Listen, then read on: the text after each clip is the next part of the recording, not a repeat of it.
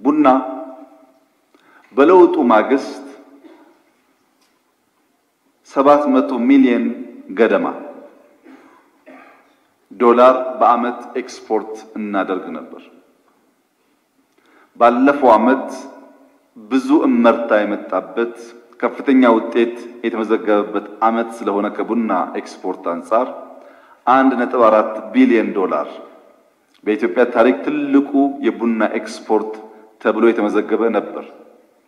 ዘንድሮ ግን አምና ያልገቡ ቀድሜ የተከልናቸው ቡናዎችም ስለተጨመሩ ባለፉት 8 ወራት ብቻ ከ1.2 ቢሊዮን ዶላር በላይ ኤክስፖርት አድርገናል። በሚቀጥሉት 4 ወራት ባቀድነው እቅድ መሰረት ከፈጸምን ከሞላ ጎደል 2 ቢሊዮን ዶላር ቡና ኤክስፖርት እናደርጋለን።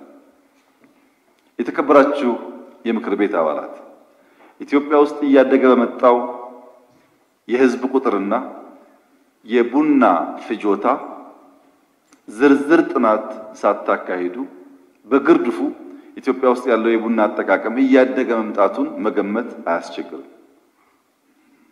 የዛሬ 5-6 ዓመት 700 ሚሊዮን ኤክስፖርት የምታደርግ ሀገር በዚህ ዓመት ከሞላ ጎደል 2 ቢሊዮን ዶላር ኤክስፖርት ታደርጋለች ማለት ቡና ላይ ስር ነቀል ለውጥ መጥቷል ማለት ነው።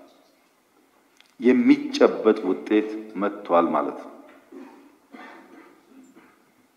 ከሁለት እጥፍ በላይ ኤክስፖርት በአንድ ኮሞዲቲ ማሳደግ የሚቻለው በዛው ልክ ያደገ ምርት ያለ እንደሆነ ብቻ ነው።